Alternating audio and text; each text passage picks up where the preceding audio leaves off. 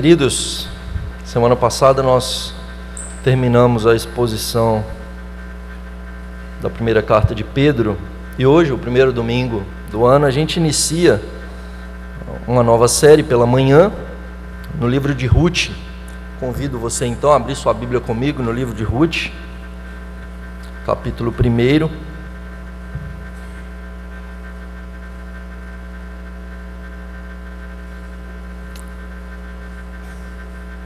Leremos dos versos de 1 a 6.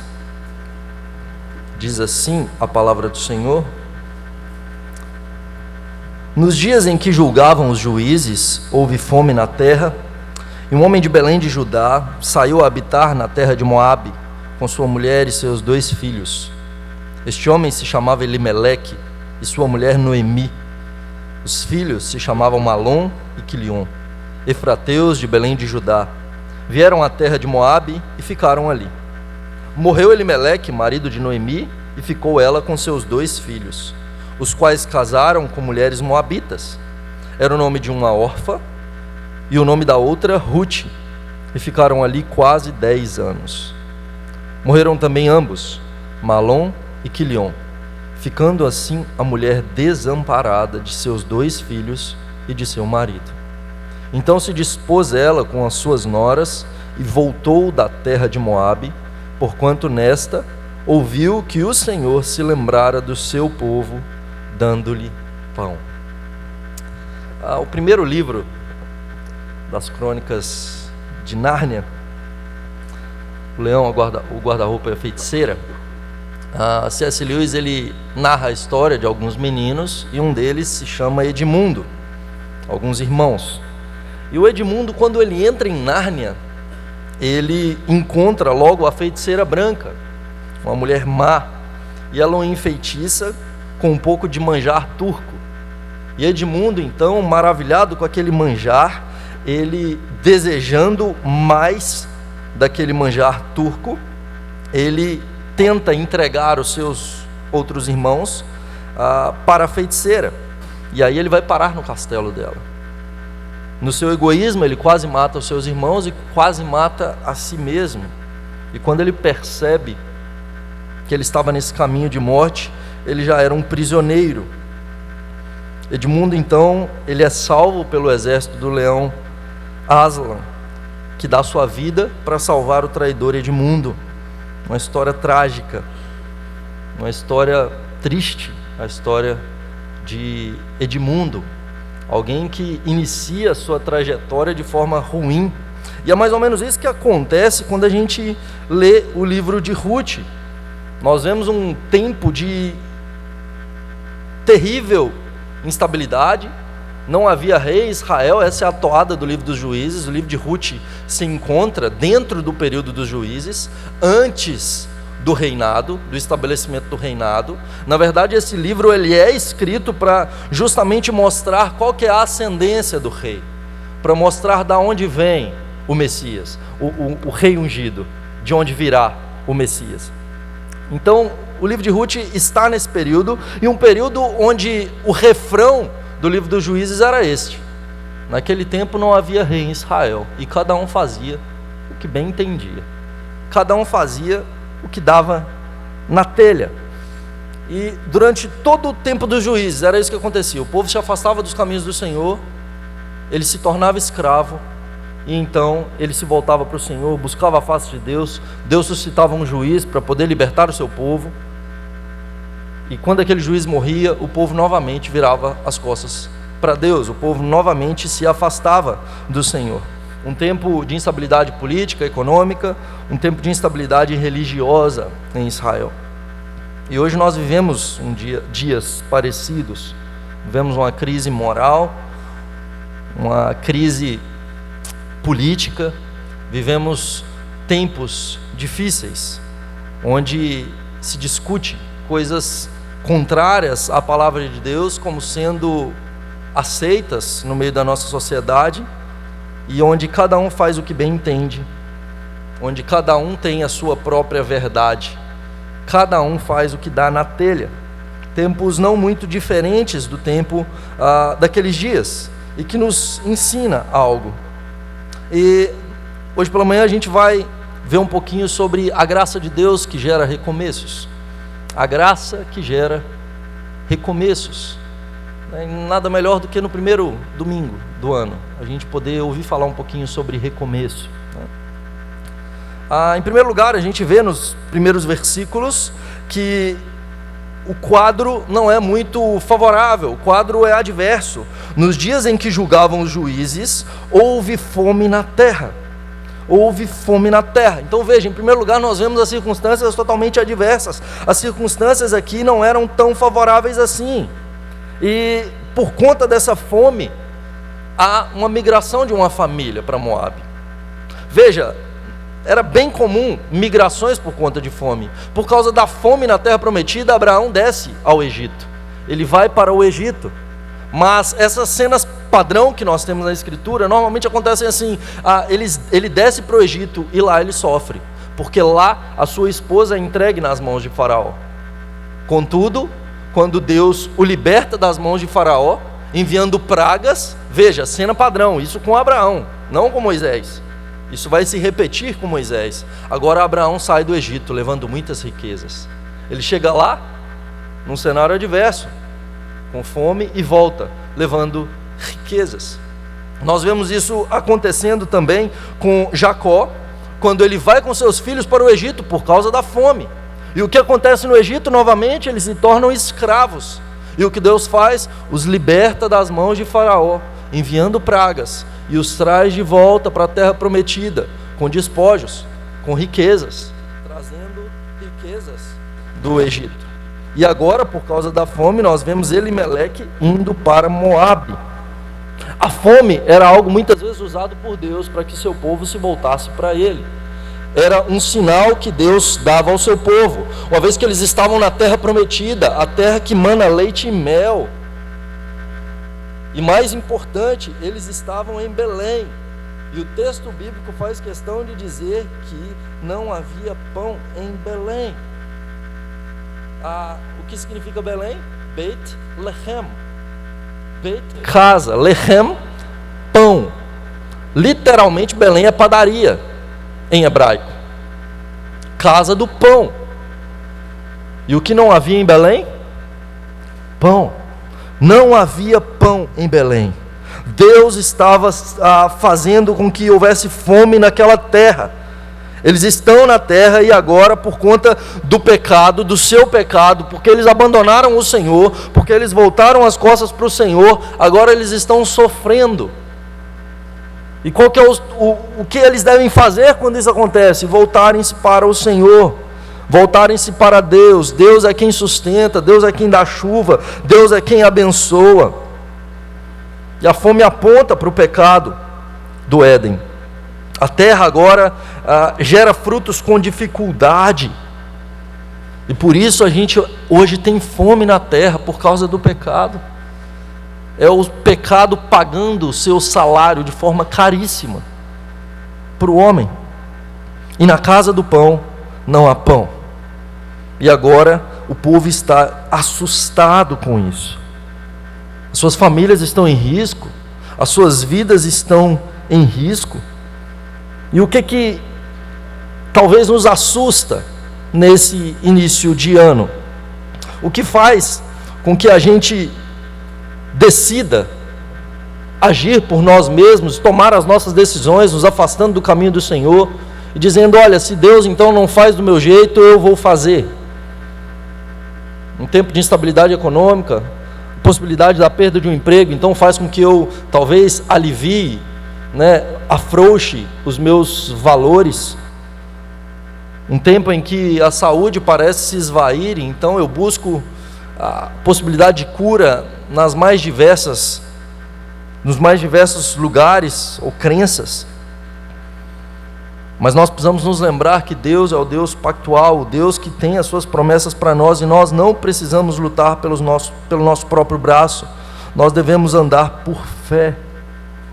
Porque se nós andamos por vista, ou olhando para as circunstâncias, se nós olhamos apenas para o momento ruim, tudo que nós veremos será fome, tudo que nós veremos será a dificuldade, os problemas ao nosso redor, as portas fechadas, talvez a perseguição, a adversidade, a enfermidade, as dificuldades. Mas quando nós andamos por fé, nós podemos ver que Deus é provedor, Deus é quem nos sustenta, Deus é quem nos liberta, Deus é quem caminha conosco, Deus é quem está conosco mesmo no vale da sombra da morte. Nós não precisamos temer, porque sabemos que o Senhor está conosco. E se nós estamos com a nossa vida nas mãos de Deus, não importa a circunstância, nós sabemos que Ele cuida de nós. Deus cuida de nós. Mas não é isso que Elimeleque faz.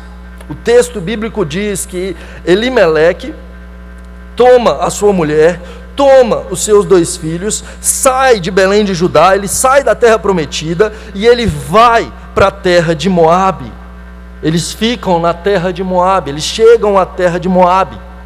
E quando a gente vê essa situação, a um primeiro momento parece que isso é a melhor solução, uma excelente solução. Veja, eles vão para Moabe, né? O planalto de Moabe era extremamente frutífero, ele dava trigo, ele estava gerando fruto. Naquele tempo eles estavam recebendo chuva, Deus estava abençoando aquele lugar, Deus estava derramando chuva sobre aquele lugar, por causa da sua graça comum. E veja, é um momento de emergência.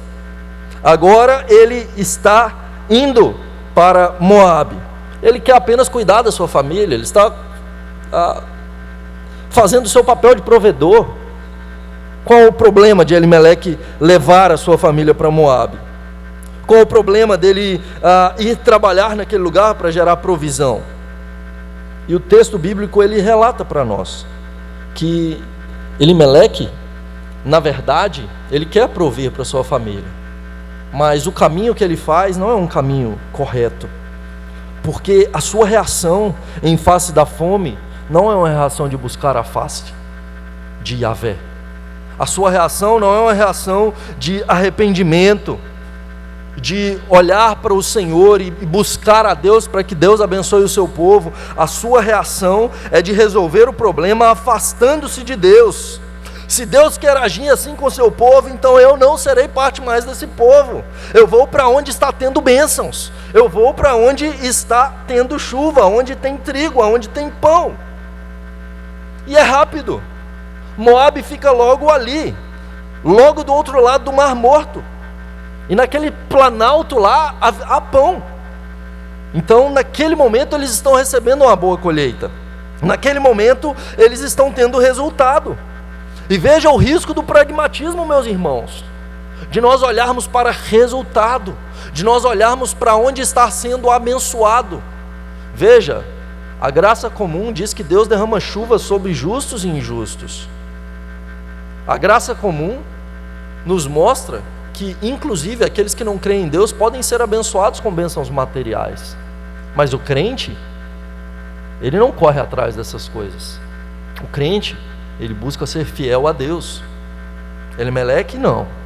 Elimeleque, se Deus não me abençoa, então eu vou para Moabe.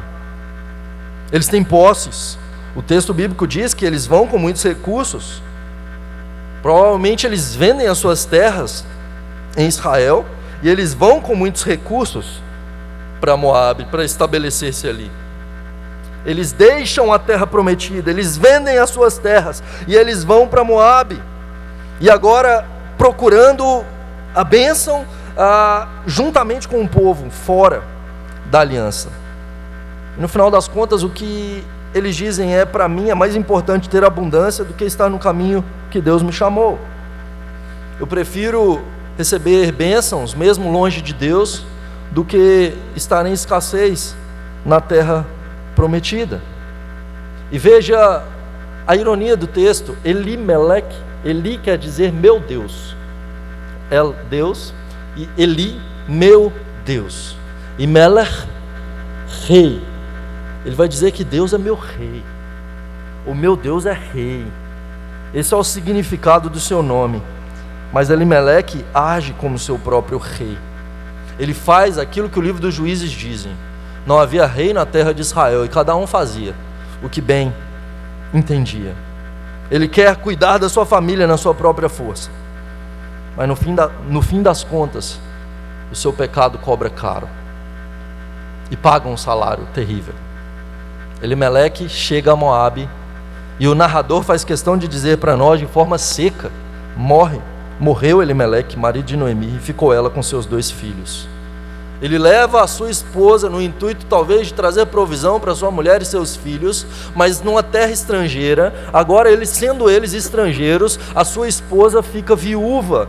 Elimeleque morreu, ele não consegue cuidar da sua própria família, na força do seu braço ele não consegue, e agora a sua família está estrangeira, numa terra distante, e Noemi posteriormente vai dizer que ela perdeu tudo em Moabe, ela volta de mãos vazias, todos os seus recursos se esvaem naquele lugar, e agora ela está viúva naquele lugar.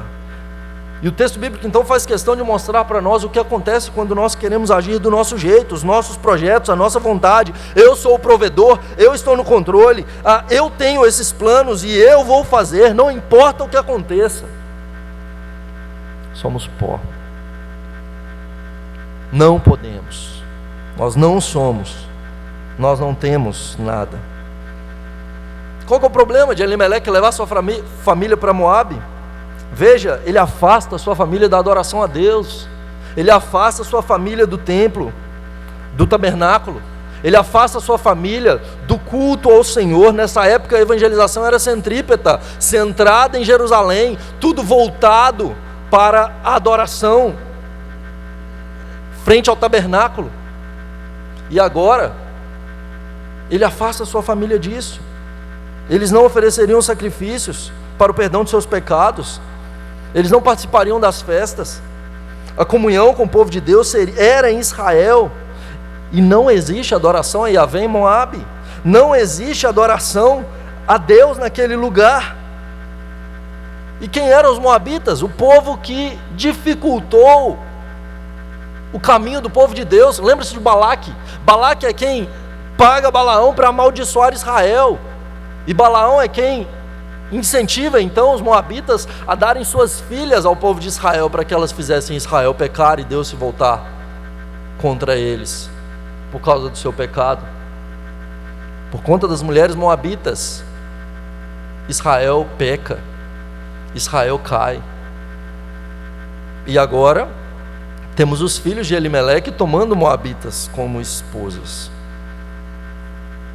Elimeleque não se preocupa com o culto a Deus, mas com a prosperidade da sua família. Muitas vezes é isso que acontece. Nós não nos preocupamos com a centralidade em Deus. Muitas vezes a nossa vida está centrada em nós.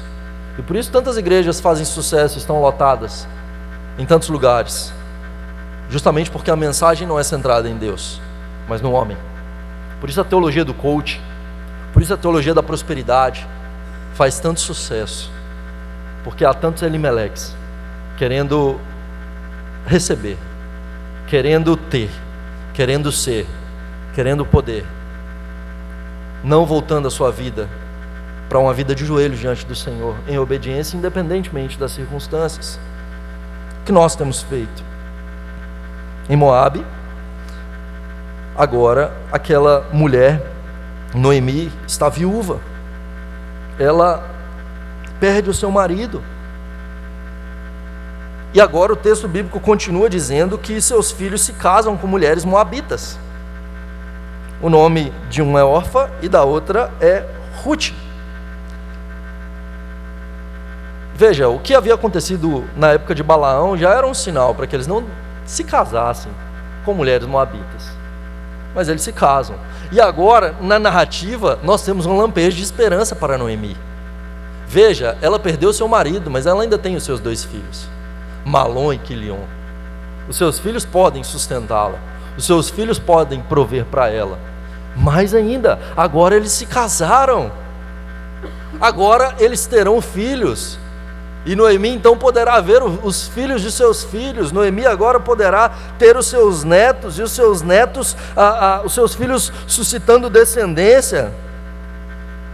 Agora então o seu futuro está garantido. Ela não vai mendigar, ela não estará solta nesse mundo sem ninguém. Seus filhos se casaram. 10 anos se passam, quase 10 anos o texto bíblico fala. Seus filhos não geram filhos. Eles se casam, mas eles não têm filhos. E para piorar, o texto bíblico novamente, de forma brusca, o narrador narra essa tragédia, assim como quando lemos em Jó, nós lemos aqui essa tragédia na vida de Noemi. Os seus filhos morrem. Os seus filhos agora não mais poderão sustentá-la no futuro. Tragédia após tragédia. Veja o que afastar-se do Senhor traz. Muitas vezes a gente leva uma vida pensando, não, tudo bem, não há problema pecar, eu faço parte da aliança, eu faço parte do povo de Deus, eu sirvo o Deus Todo-Poderoso, qual o problema de pecar ou me afastar por um tempo? É isso que acontece na família de Noemi. E veja as graves consequências. Não é que ela deixou de ser uma serva de Deus, mas o pecado traz graves consequências, sofrimento, morte.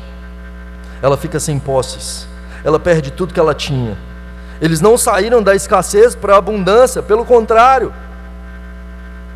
eles pensam que indo para Moabe eles teriam abundância naquele lugar, eles sairiam de uma terra de escassez, mas agora eles não têm nada em Israel, e agora eles não têm nada em Moabe, eles estão como estrangeiros, ela está como estrangeira, e o pior pesadelo de Noemi se realiza, ela é viúva em terra estrangeira e não tem filhos para sustentá-la, para cuidar dela na sua velhice, tampouco netos. Mas o verso 6 inicia uma nova parte no capítulo 1, trazendo um lampejo de esperança. Agora há pão em Belém, agora há pão na casa do pão. Noemi está sem pão em Moabe, sem marido, sem filhos. As consequências do pecado que trouxeram morte, tragédia para sua família. Ela ainda tem suas noras, são moabitas. Ela ainda tem essas mulheres, a gente ainda não conhece bem essas mulheres. O que elas poderiam fazer nessa altura da narrativa. Mas a gente sabe que Deus está cuidando, que Deus está no controle. Nós sabemos que Deus é quem cuida de nós. Então nós vemos a graça que gera recomeço. A partir do verso 6, Deus inicia uma nova história. A partir do verso 6, apesar de pecados, apesar de rebeldia, apesar de egoísmo, apesar de uma família ter se afastado do caminho do Senhor, Deus traz de volta. Deus inicia uma nova história. Deus a traz de volta para Israel. O texto diz que ela ouve que o Senhor se lembrara do seu povo dando-lhe pão. Ela ouve que Deus se lembrou do seu povo. E o texto mostra que ela voltou da terra de Moabe. Agora Noemi está de volta para Israel. E nós temos uma inclusio aqui, né? O verso 6 e o verso 22 mostrando Noemi voltando da terra de Moabe, e no meio aqui o que acontece nessa volta, que veremos na semana que vem.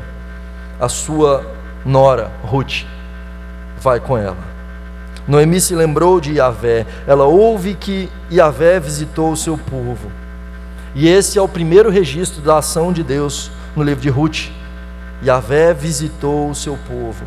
E é mais do que comparecer por um espaço de tempo, de uma visita rápida. O visitou aqui significa cuidar. Deus cuidou do seu povo. E é usado muitas vezes no sentido de um superior que supervisiona um subordinado. Então ele supervisiona e o abençoa ou amaldiçoa. E agora Deus abençoa o seu povo. Deus dá-lhe alimento, dá pão ao seu povo. O Deus gracioso dá provisão ao seu povo. Ele ouve a oração do seu povo. Noemi não busca o Senhor para saciar a sua fome. Ela busca alimento em Moabe. E agora ela volta de mãos vazias para Yahvé, que está alimentando o seu povo, que buscou a Yahvé. Mas nós vemos a graça aqui, porque Noemi volta de mãos vazias? Não. Ela ganha uma nora que é melhor do que um filho. Ela não volta sem nada. Ela volta com Ruth. Ela volta com uma riqueza muito maior do que qualquer terra, do que qualquer dinheiro. Apesar da sua amargura por causa do pecado, quando ela se volta para Yahvé, quando ela se volta para a aliança, ela tem um recomeço. Ruth agora, como uma filha para Noemi, vai lhe dar descendência. Essa moabita que agora teme a Yahvé, ela nos mostra que Deus, Ele nos dá novos começos. E Deus dá um novo começo a Ruth, não importando de onde ela é. Uma mulher moabita, na história de Israel, essas mulheres não prestam. Mas Ruth, Deus lhe dá uma nova história. Não importa a origem, mas a quem servimos. Não importa qual a nossa história, de onde viemos. Importa se nós entregamos verdadeiramente a nossa vida ao Senhor Jesus Cristo. Faltava pão na casa do pão, e Deus usa a estrangeira Ruth para trazer ao nascimento, suscitar uma descendência que chegaria até o pão da vida, até Jesus Cristo. O texto bíblico termina dizendo que Ruth dá à luz Obed, Obed dá à luz Jessé, e Jessé dá à luz Davi, de onde vem o filho de Davi, Jesus Cristo, o Filho de Deus, o pão da vida, o Salvador do mundo. Veja, a história de Noemi começa trágica, terrível, mas Deus lhe dá um recomeço, Deus lhe dá uma nova história. A graça de Deus opera na vida daquela mulher, que apesar de ter começado muito mal, Deus transforma poderosamente a sua história. E de Noemi, e da descendência de Noemi, vem o Messias. Da descendência dessa família que não era exemplo em Israel, agora vem o descendente da mulher que pisaria na cabeça da serpente. Noemi agora tem um neto. Noemi agora é louvada pelas mulheres em Israel, é dito. Estou dando spoiler do final do livro, mas nós veremos isso até o fim. O Edmundo, que havia traído seus irmãos no primeiro livro das Crônicas de Nárnia, ele leva Aslan à morte, mas o texto continua dizendo que Aslan ressuscitou, e juntamente com seu exército ele venceu a feiticeira branca. E Edmundo, então, no final, o traidor, aquele que começou muito mal, ele é coroado rei de Nárnia junto com seus irmãos, e Edmundo recebe o título de Edmundo o Justo.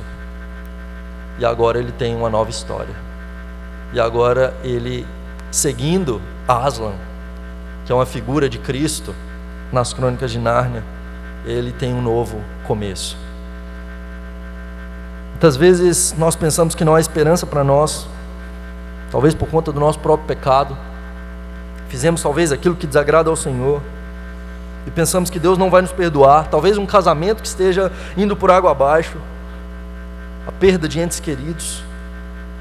Talvez pensamos que não há mais esperança para nós. A minha juventude já se foi, os meus melhores dias já se foram, eu quebrei financeiramente, eu não tenho mais recursos, não há mais possibilidade para mim.